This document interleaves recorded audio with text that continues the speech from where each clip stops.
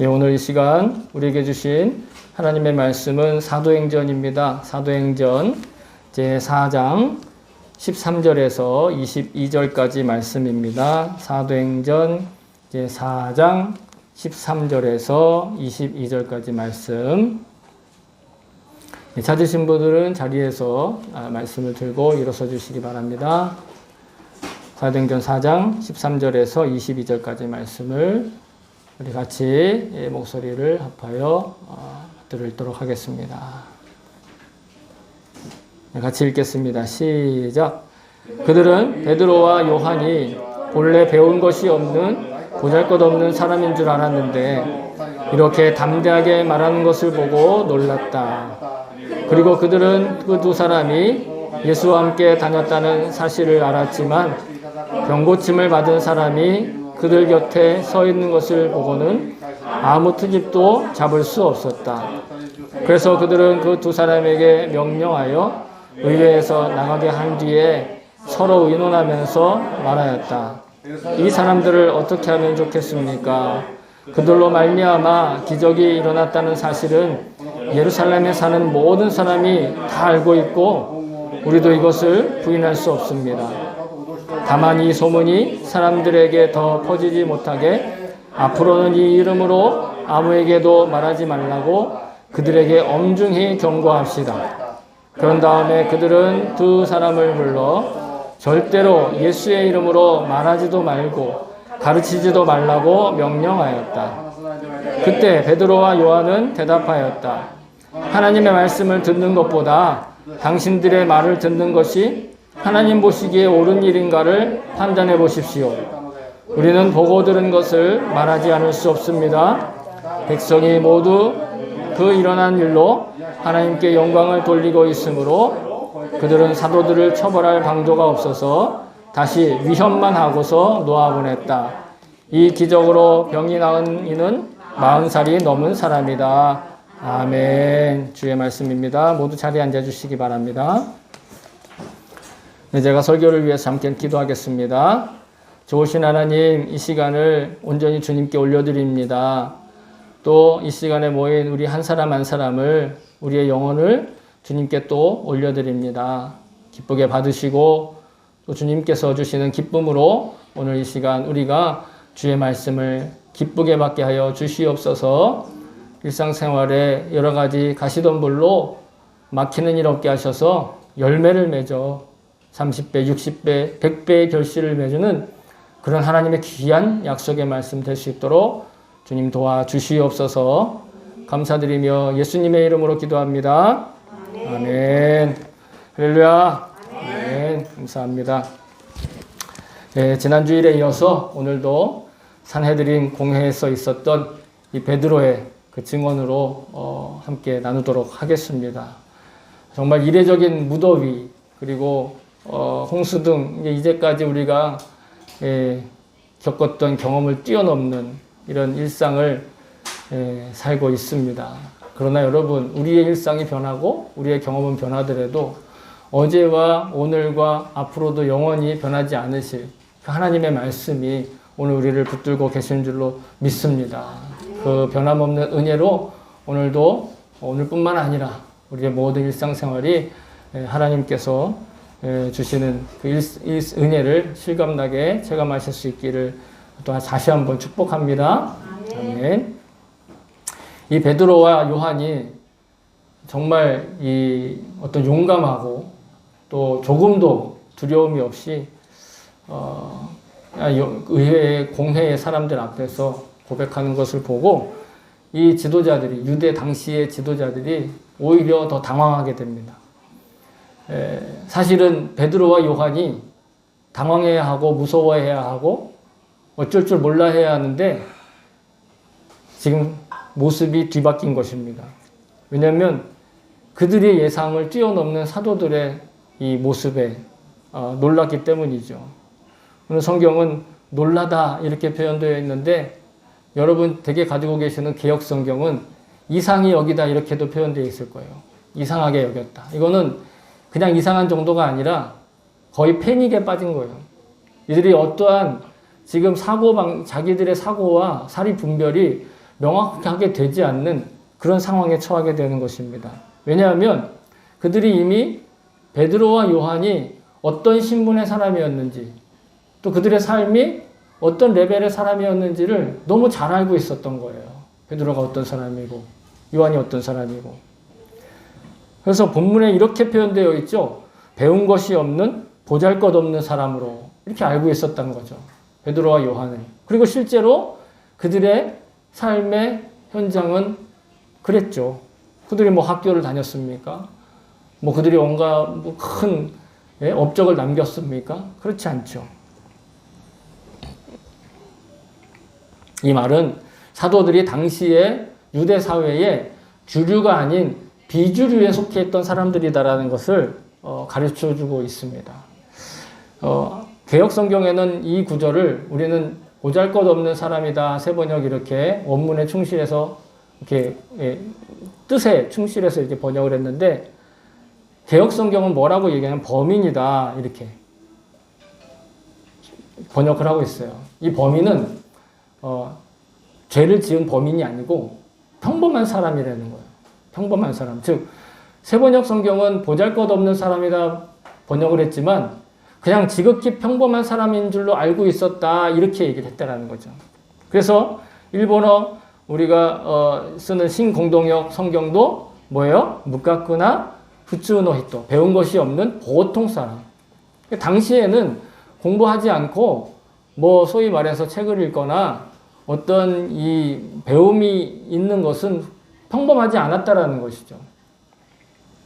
지금이야 오히려 못 배운 게 평범하지 않은 거죠. 이들은 겉으로 볼 땐 지극히 평범했을 뿐만 아니라 사실은 어떠한 영향력을 행사할 만한 위치에 있지도 않았다라는 거예요. 그 사람들이 무슨 짓을 하던 무슨 행동을 하던 사실은 지금까지 산헤드린 공회나 이 의원들, 이 대제사장들 이런 사람들은 그냥 콧방귀도 안 끼던 사람들이었다는 거예요. 그 시장에서 일어나는 일들이나 그 일상에서 일어나는 일들에 대해서 관심이 없었던 거죠. 그런데 이렇게 이 어떠한 영향력도 없는 비주류에 속해 있는 사람들을 택하셔서 하나님의 꿈과 비전을 이루기 위한 하나님의 역사와 인간의 역사와 그 인간의 하나님의 일하심에 동참하셔서 엄청난 영향력을 행사할 수 있는 위치로 이끄시는 것이 바로 우리의 복음과 성령님의 능력인 줄로 믿습니다. 그래서 성경은 믿음으로 살았던 사람들이 이 세속의 영향력에 어떻게 살고 그 세속의 영향력이 그 사람들을 통제할 수 없다라는 것을 증언하고 있어요. 대표적으로 히브리서 11장에 보시면 히브리서 11장 1절부터 쭉 믿음의 선조들에 대한 이야기가 나옵니다. 어떤 사람은 믿음으로 이렇게 했고 어떤 사람은 믿음으로 저렇게 했고 그리고 그 말미인 38절에는 이런 기록이 되어 있는데 이런 사람들, 즉 앞에서 그 1절부터 37절까지 말했던 그 사람들은 이런 사람들은 세상이 감당하지 못한다. 세상이 그들을 감당할 수가 없다는 거예요. 그래서 그들은 광야와 산과 동굴과 토굴에 유리하였다. 이렇게 얘기를 합니다.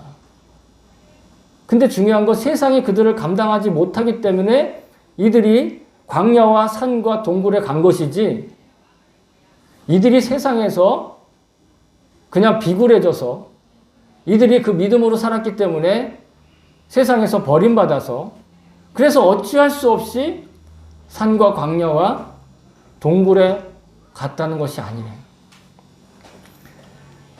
세번역 성경에는 이렇게 그 구절을 표현하고 있습니다. 세상은 이런 사람들을 받아들일 만한 곳이 못 되었습니다. 그래서 그들은 광야와 산과 동굴과 땅굴을 헤매며 다녔습니다.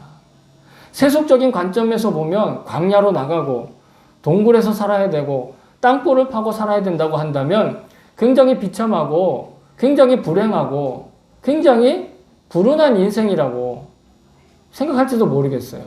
그런데 영적인 관점에서 그들은 결코 그렇게 비참한 삶을 살아가는 것이 아니다라는 거예요. 왜? 일본어 성경은 후사와시코 나이라고 얘기했어요. 합당하지 않다는 거예요. 뭐냐면 그들의 그릇이 그 믿는 순종하는 사람들의 그릇이 오히려 세상의 그릇보다 더 큰 그릇을 가지고 있기 때문이었기 때문이라는 거죠. 놀라운 사실입니다. 우리는 오히려 우리의 그릇이 작고 우리의 능력이 작고 우리의 실력이 부족해서 세상에 부적응하고 세상에서 버림받고 세상에서 적응하지 못하고 세상으로부터 떨어져 나가는 것, 이것을 두려워하는데 실은 그것은 하나님의 관점에서 보면 세상이 우리를 받아들일 수 없다라는 거예요. 우리가 세상을 못 쫓아가는 것이 아니라 세상이 우리를 받아들일 수 없다. 세상이 믿음의 사람들을 받아들일 수 없기 때문에 우리가 비록 광야 생활을 하는 것 같고 토굴을 파서 살아가는 것 같고 동굴을 찾아 헤매서 살아가는 것 같지만 하나님 보시기엔 그 반대라는 것이에요. 우리가 세상을 못 쫓아가는 것이 아니라 세상이 우리를 감당하지 못하는 거예요. 다시 말해서 예수님의 말씀으로 믿음에 순종하는 사람들은, 믿음의 그 승리자들은 세상의 시대정신이나 혹은 세상의 가치 척도로서 자신을 맞추지 않고 살면서도 그 소외감과 그 두려움을 받지 않았다라는 거예요. 세상으로부터 벗어나는 것에 대해서 두려워하지 않았다라는 거예요. 세상과 어울리지 못하고 세상이 나를 감당해주지 않고 세상에서 버림받아도 그 모든 위협과 그 위협과 경고와 그 위험을 감당할 용기와 담대함, 그것이 바로 믿음의 선배들의 본보기였다라는 것입니다. 따라서 우리가 믿음 생활을 잘하면 그런 일이 우리에게도 일어날 수 있다라는 것이에요. 세상에서 버림받아라, 세상에서 소외되라, 세상 밖으로 뛰쳐나가라가 아니라 세상이 우리를 감당할 수 없다라는 거예요. 여러분, 복음과 성령 충만은 성도들을 이렇게 놀라운 존재로 변화시켜주는 것을 믿습니다. 우리가 믿는 복음과 우리가 믿는 이 성경이 그냥 그저 그렇게 기록되어 있고 인쇄되어 있는 게 아니라 정말로 참말로 능력 있고 놀라운 그런 미래를 약속하고 있다는 것이에요. 그러니까 여러분, 저와 여러분들이 이 예수 믿는 것 때문에 또 사역하는 것 때문에 특히 일본에서 이렇게 예수 믿고 사는 것을 인정해주지 못하고 사람들이 몰라주고 사람들이 가볍게 여기고 이 세상의 이웃들이 존중해주지 않고 친구들이 날 무시한다고 하더라도 여러분 전혀 이상하게 생각할 것이 하나도 없다라는 것이에요. 오히려 우리의 삶을 인정해주고 또 우리가 하는 것을 존중해주고 기억해주고 심지어는 확 존경해주면 자기 스스로를 다시 한번 점검해야 돼요. 왜? 그건 성경적이지 않거든요. 육신적이긴 해요. 예수 믿었더니 내가 이렇게 돈을 많이 벌었어. 예수 믿고 로또 샀더니 로또가 맞아버렸네? 이거 자랑할 일입니까? 11조 많이 하고 교회 크게 세우면 좋지. 자랑할 일일까요? 아니라는 거예요, 성경적으로는. 그건 우리 육신적인 거예요. 그럼 좋잖아. 누이 좋고 매부 좋잖아. 할 수 있겠죠. 인지상정입니다만 그것은 성경적이지는 않다. 네, 예수 믿는 사람도 로또 맞을 수 있어요. 여러분들 좀 당황하시는데 그럴 가능성도 있다라는 겁니다. 몇만 분의 1, 몇억 분의 1이긴 하겠지만, 그죠? 네.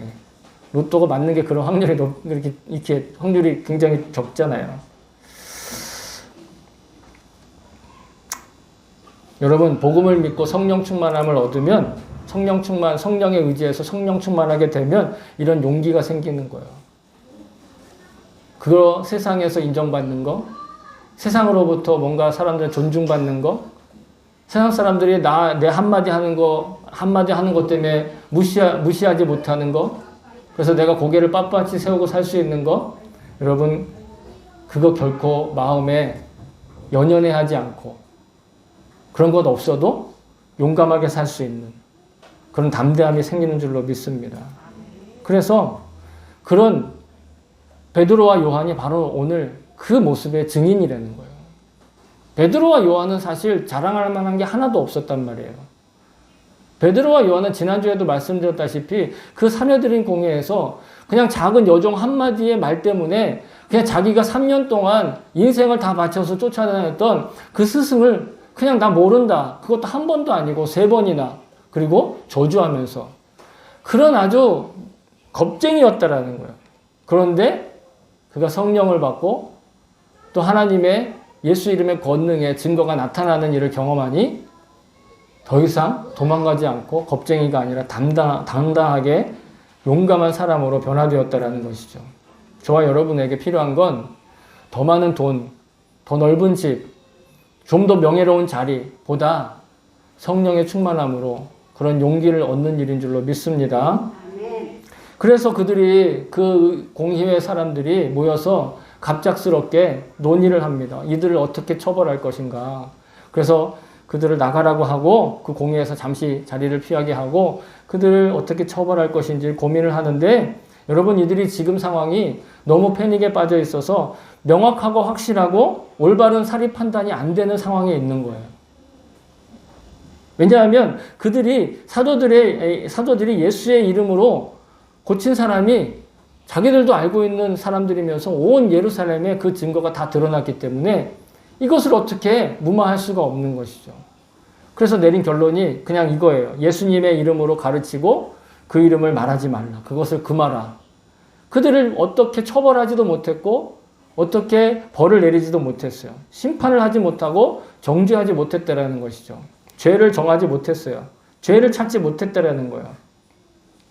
그들이 이렇게 명쾌하게 유죄 판결을 내리지 못한 것은 아까 말씀드린 대로 분명한 증거가 존재하기 때문이었어요. 태어날 때부터 장애를 가지고 있었던 걷지 못하던 사람을 베드로가 예수의 이름으로 선포하고 고쳐주었잖아요. 예수님의 이름으로 행한 일이 너무도 분명하고 너무도 확실한 증거가 있기 때문에 이들이 정죄하지 못한 거예요. 사실 이들의 속마음은 이들에게 분명한 죄를 딱 정하고 죄를 딱 정해줘서 처벌을 하고 본보기를 딱 보여주면서 야 이런 유언비어를 퍼뜨리는 사람 혹은 이렇게 혹세무민하면서 군중들을 아주 이렇게 마음을 확 사로잡는 사람 앞으로 조심해. 이들처럼 벌을 받을 거야. 이렇게 하고 분명한 벌을 내려서 본보기를 세우고 싶었을 거예요. 그래야 군중들이 더 이상 동요하지 않고 자기네들의 영향력을 끝까지 행사할 수 있었기 때문이죠. 하지만 예수님의 이름으로 나타난 표적이 너무도 분명하니까 함부로 유죄로 정죄하지 못했던 것이죠. 다만 엄중히 경고하는 것으로 그냥 대충 마무리하고 넘어가려고 했던 것이에요. 우리는 세번역 성경은 경고한다라고 나오지만 개역 성경에는 이렇게 기록되어 있어요. 이것이 민간에 더 퍼지지 못하게 그들을 위협하여 이후에는 이 이름으로 아무에게 말하지 말게 하자. 그들을 위협했다라는 거예요. 세번역 성경은 경고했다 이렇게 나오는데 경고 전도가 아니라 위협했다라는 거예요.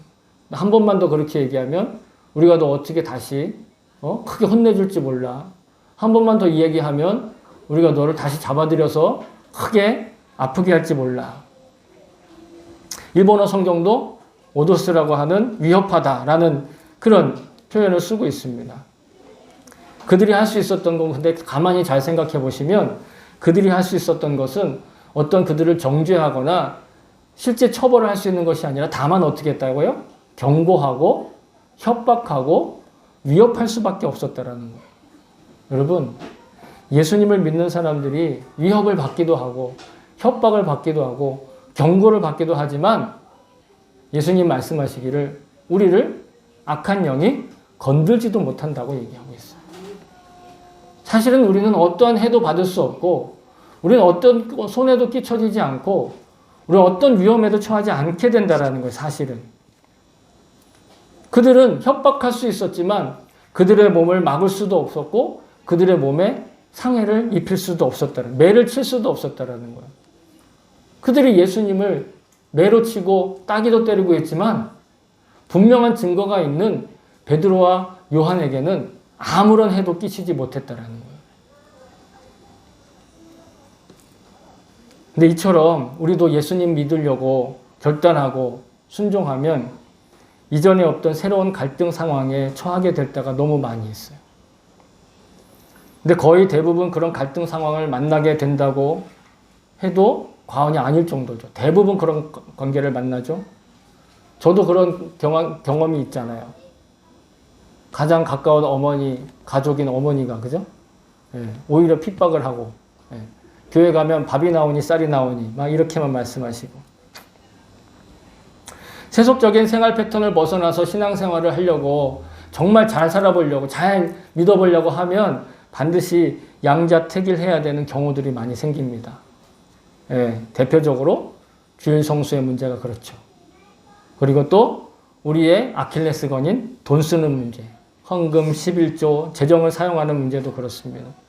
또 좀 멀리 보면 자신의 꿈과 비전을 결정하는 문제에도 그렇고, 아주 작은 일에는 자기 일상생활에서 어떠한 언어 습관을 써야 될지, 어떤 언어 습관을 절제해야 될지 하는 경우도 많아집니다. 심지어는 무얼 먹고 마시며 즐기던 것들, 그런 것들을 때로는 바꿔야 하는 경우도 생기게 됩니다. 그런데 이렇게 여러 가지 것들을 선택하고 바꿔야 되는 경우 중에서 가장 많이 부딪히는 경우가 믿지 않는 가족이나 친구들이나 동료들과 만나는 이웃들과의 관계에 생기는 문제가 아닌가 생각을 합니다. 대부분 그런 경험을 많이 겪죠.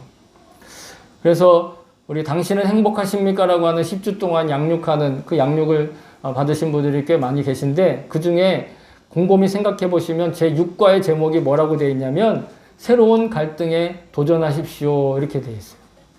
좀 오래전에 배우신 분도 계시고 최근에 배우신 분도 계시지만 그리스도인들은 반드시 새로운 갈등에 맞닥뜨리게 된다는 것이에요.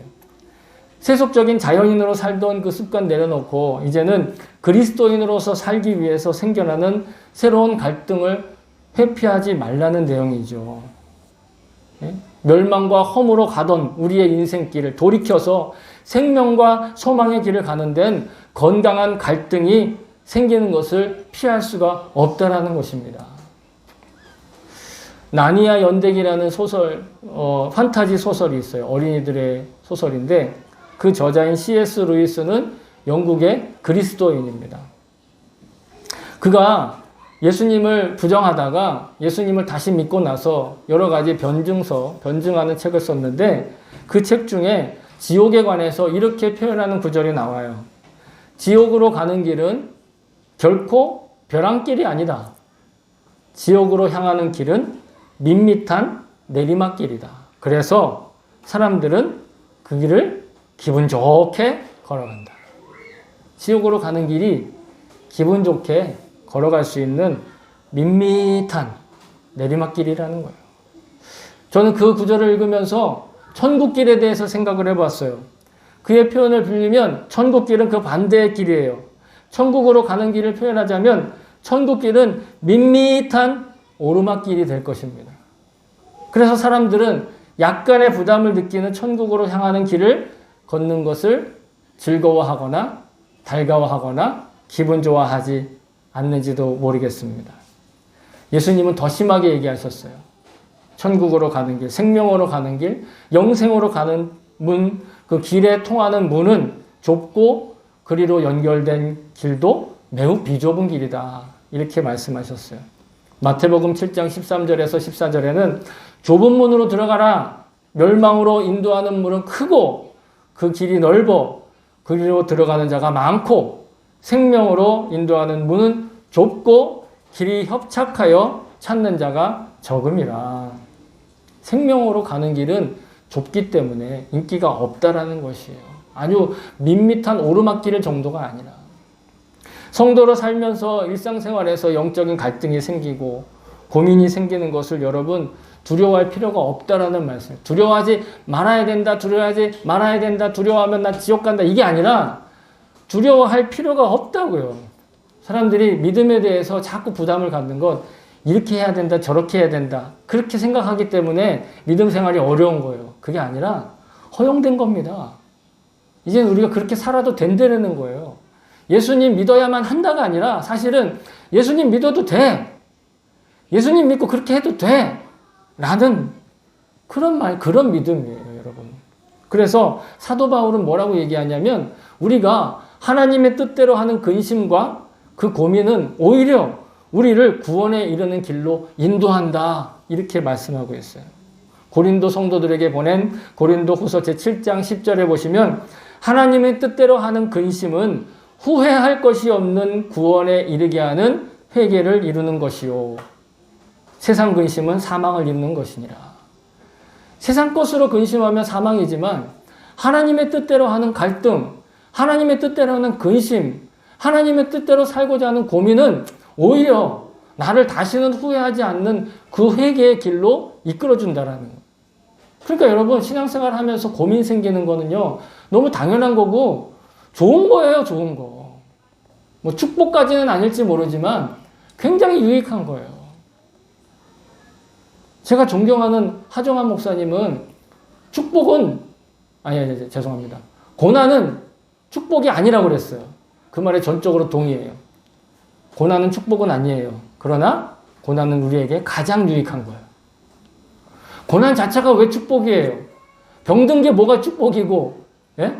사랑하는 친구가 병들어 죽어가는 게 뭐가 축복이냐고.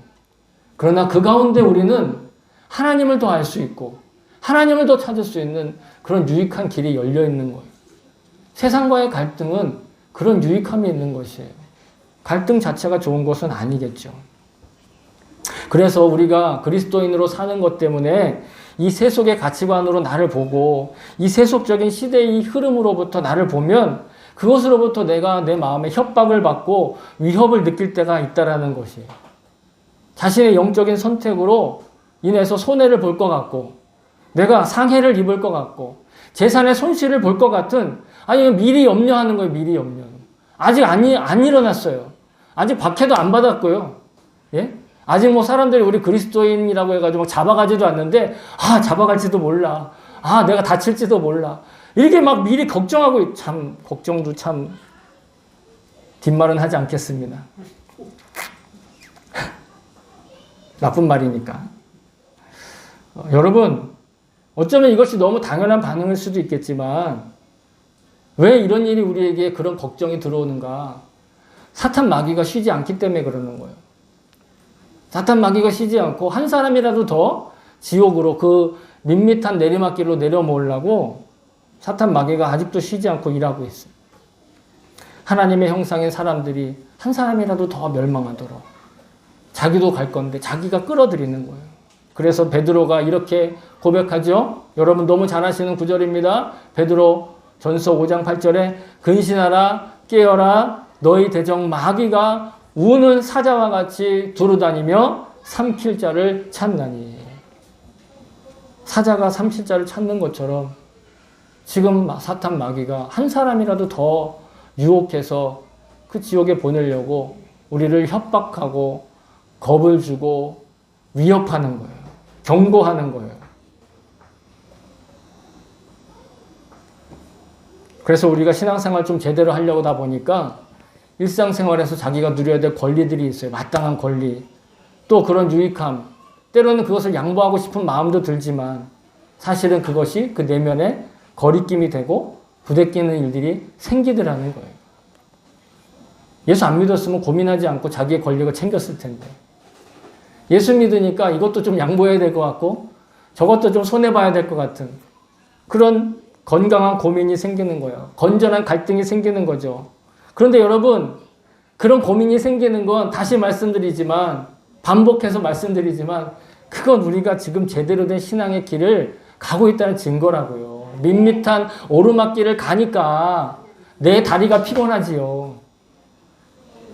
밋밋한 내리막길을 가면 고민할 필요가 없어요.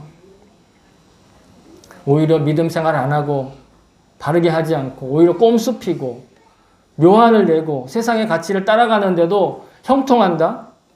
예? 쟤는 1년에 예? 그 사람들이 많이 나오는 크리스마스, 부활절, 추수감사절 그때만 딱 나오는데도 막 대학 잘 붙고 막 큰 집 사고 막 주식이 대박 나고 그랬다? 여러분 그거 지금 밋밋한 지옥길로 가고 있는 거예요. 예? 세상의 가치를 따라가는데도 여전히 형통한다? 순조롭다? 그러면 자기를 다시 한번 돌이켜봐야 됩니다. 과연 나는 밋밋한 내리막길을 향해 지금 지옥길로 즐거워하면서 가고 있는 것은 아닌가? 아니면 밋밋한 오르막길을 걸으며 천국을 향해 지루한 길을 가고 있는 사람인지 스스로 점검해 봐야 되는. 그래서 베드로와 요한은 이 앞으로는 예수 이름으로 가르치지 말라. 앞으로는 예수 이름으로 절대로 말하지 말라 하는 경고를 듣고 이렇게 얘기를 합니다. 그들의 위협, 사람들의 위협을 듣고 이렇게 얘기를 합니다. 하나님의 말씀을 듣는 것보다 당신들의 말을 듣는 것이 하나님 앞에 하나님 보시기에 옳은 일인가를 판단해 보십시오. 우리는 보고 들은 것을 말하지 않을 수 없습니다. 그들에겐 분명한 증거가 있는 거예요.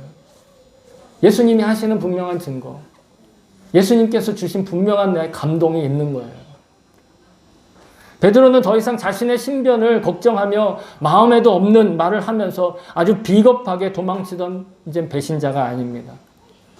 그는 사람의 말보다 하나님의 말씀을 듣는 것이 오히려 더 옳은 일이라는 것에 대한 확신을 가지고 있었다라는 거예요. 예수님을 부인할 때만 해도 어린 여종, 그것도 영향력 있는 사람이 그에게 물어본 것도 아니에요. 정식으로 베드로를 불러다가 당신 이 사람 아는 사람이요 라고 한 것도 아니고 그냥 문 지키는 여자애, 문고리 잡고 있다가 열어주고 닫아주고 하는 그 여자애가 아저씨 저 사람이랑 같이 다닌 사람인 것 같은데? 이랬다는 거예요. 그랬더니 화들짝 놀라서 에이 무슨 소리야, 나 그런 사람 아니야. 그랬더니 애기가 얼마나 자존심이 애기들은 또 자존심이 세잖아요. 자기 말이 무시다. 나 저 아저씨 봤는데 그럼 막 쫓아오면서 아저씨 맞잖아요. 아저씨 저 사람이랑 같이 다녔잖아요. 그랬더니 야 저기 그러면서 난 그런 사람 아니야. 그리고 한참 있다가 어떤 사람이 그러고 보니까 저 사람 말하는 거 보니까 저 예수라는 사람이 같이 있던 사람 아니야? 딱 그랬더니 또 놀래가지고 무슨 소리 하는 거냐고 저주를 하면서 예수님을 부인했던 사람의 말이요. 참 그렇게 어린아이 말이라도 있잖아요. 권능이 있어요. 사람의 말에는 아주 묘한 힘이 있습니다. 긍정적이고 좋은 말은 그에 합당한 에너지를 가지고 있어요. 근데 그 반대로 부정적이고 나쁜 말도 그에 합당한 에너지를 가지고 있어요. 오늘 이 공회에서 말한 그들을 직접적으로 처벌하진 않았지만 그 베드로와 요한을 협박하는 그 말에도 아마 권위 있는 말, 아주 그런 무서운 말이었을 거예요. 왜? 말은 파장이고 파동입니다. 자신의 한 말은 자신의 귀에 들리기 전에 늘 말씀드리지만 우리의 살과 뼈와 피에 진동으로 전해지고 있어요. 긍정적인 파장은 우리의 육신과 정신을 모두 치유할 수 있는 힘도 가지고 있다고 하죠. 근데 그것은 바로 현대 심리학과 뇌과학에서 사람의 언어 습관을 연구하면서 낸 결론 중에 하나예요.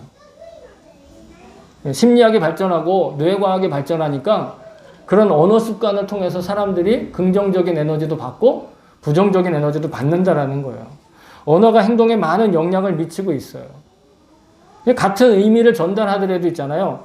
우리가 아다르고 어다르다고 똑같은 부정문을 얘기하는데 어떤 부정문은 굉장히 좋게 들리고 어떤 부정문은 굉장히 나쁘게 들려요. 그 반대도 있죠. 어떤 말은 긍정문인데도 기분 나쁘게 들리기도 하죠. 철학자인 독일 사람 하이데거는 이렇게 얘기했습니다. 언어는 존재의 집이다. 굉장히 단순한 말이죠. 그러나 많은 것들을 의미하고 있어요. 어떤 사람이 하는 말과 그 언어 습관이 그 사람의 존재 가치를 결정한다라는 거예요. 품격 있는 말을 하면요, 품격 있는 존재가 되어 간다라는 거예요. 그런데 그렇지 못한 말을 내뱉으면 소위 말해 짓거린다라고 얘기하죠. 내뱉으면 그 존재 가치가 떨어진다라는 것이에요. 최근에 한국에서 베스트셀러가 됐던 책 중에 하나가 언어에도 온도가 있다라는 제목의 책이 있더라고요. 언어의 온도라는 책이거든요. 하여튼 그런 뜻입니다. 언어에 온도가 있다는 거예요. 뜨거운 말이 있고 차가운 말이 있고 따뜻한 말이 있고 서늘한 말이 있다라는 거죠. 근데 이러한 것들은 최근에 사람들이 많이 관심을 갖지만 여러분 이미 성경은 이 철학자들이 이 과학자들이 이 작가들이 체계적으로 연구도 하기 전에 말하기도 전에 사람의 말이 얼마나 큰 힘이 있는지를 이미 가르쳐주고 계셨어요. 그리고 그 말을 함부로 내뱉지 않는 것이 얼마나 큰 지혜인가. 그 말을 관리하는 것이 얼마나 중요한가. 몇 가지를 소개해드리면 잠언 10장 19절 이것 외에도 많이 있지만 대표적인 것들만 제가 소개를 시켜드립니다. 잠언 10장 19절에 보시면 말이 많으면 허물을 면하기 어려우나 아이고 우리 예나 그 입술을 제어하는 자는 지혜가 있느니라. 언젠가 제어하게 될 줄로 믿습니다. 예, 더 크게 아멘 하셔도 돼요. 잠언 11장 11절. 이건 잠언 1111입니다. 성읍은 정직한 자의 축복으로 인하여 진흥하고 악한 자의 입으로 말미암아 무너지느니라. 우리가 좋은 말을 하고 축복을 하면 하치오지시가 더 발전하게 될 줄로 믿습니다. 잠언 18장 21절. 죽고 사는 것이 혀의 힘에 달렸나니 혀를 쓰기를 좋아하는 자는 혀의 열매를 먹으리라. 말을 잘해야 된다는 거예요. 그런데 신약에 가면 사도 야고보 사도가 이렇게 얘기했어요. 야고보서 3장 8절에 보면 혀는 능히 길들일 사람이 없나니 쉬지 아니하는 악이요 죽이는 독이 가득한 것이라. 근데 제가 일본어 성경어로 읽다가 더 이 마음에 확 와서 닿았잖아요. 혀가 지치지 않고 일한다는 거예요. 혀는 지치지 않는데요. 시다와 tsukare 시라나의 아크데 이렇게 돼 있어요. 지치지 않는 악이라는 거예요. 피곤하지 않다는 거예요. 우리는 조금만 막 뭐 해도 피곤하죠. 근데 여러분들의 혀는 피곤하지 않다는 겁니다. 그러니까 그 혀로 축복의 말을 하면 피곤하지 않게 축복을 할 수 있는 거예요. 지치지 않고 축복할 수 있는 거예요. 근데 여러분, 사람의 말도 이렇게 권능이 있고 사람의 말도 이런 큰 힘이 있는데 하물며 그 사람과 그 사람이 말할 수 있는 능력을 창조하신 하나님의 그 말씀은 어떠한 힘이 되겠습니까, 여러분?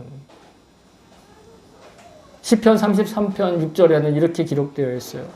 여호와의 말씀으로 하늘이 지음이 되었으며 그 만상을 그의 입기운으로 이루었도다. 하나님의 말씀으로 모든 것들이 이루어졌잖아요. 시편 18편 30절에 보면 하늘은 하나님의 도는 완전하고 여호와의 말씀은 순수하니 그는 자기에게 피하는 모든 자의 방패시로다. 하나님의 말씀을 들으면 그 말씀이 나에게 방패가 된다는 거예요. 하나님의 말씀 보이지 않지만 분명히 내 방패가 되어주십니다.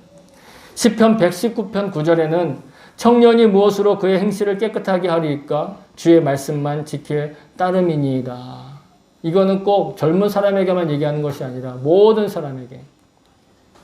그리고 여러분 꼭 기억하세요. 이거는 외우실 수 있는 구절인데 시편 119편 105절이에요. 119.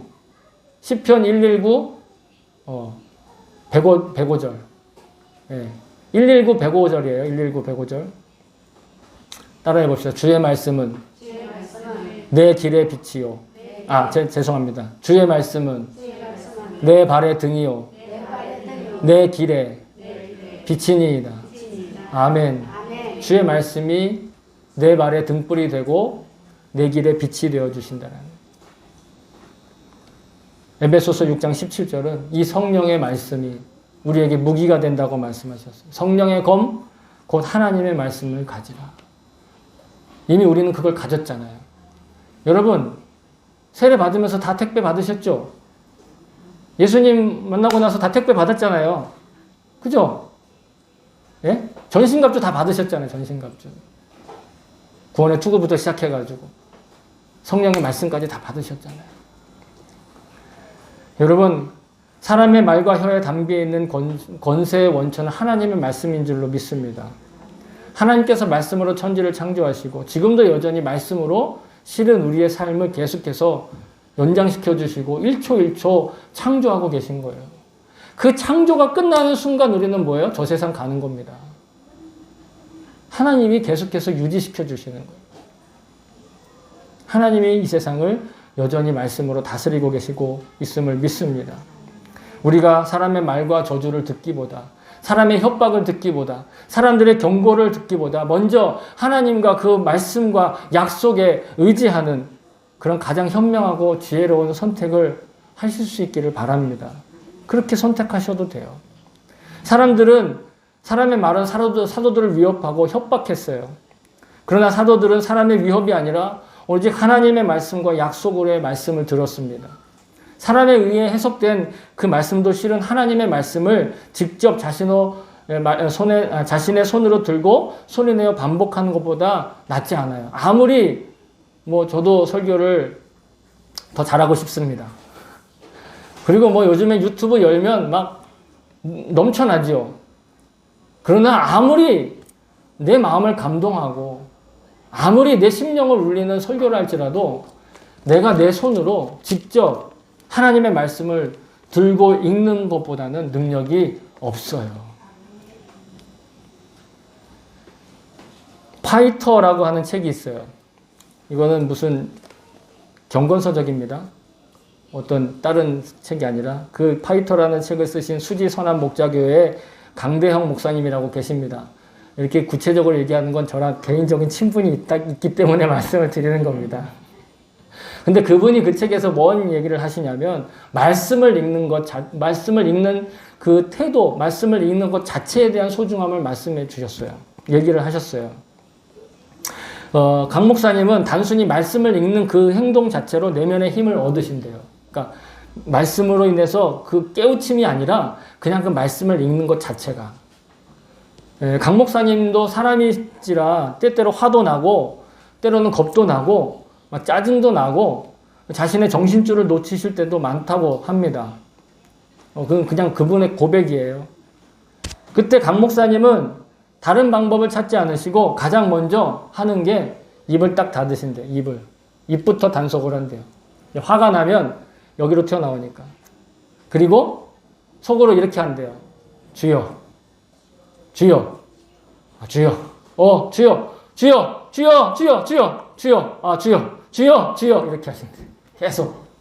그러다가 주여 한 번 할 때마다 입으로가 아니라 이쪽으로 푹, 저쪽으로 푹 하고 뭔가 김이 빠지는 게 느껴진대요.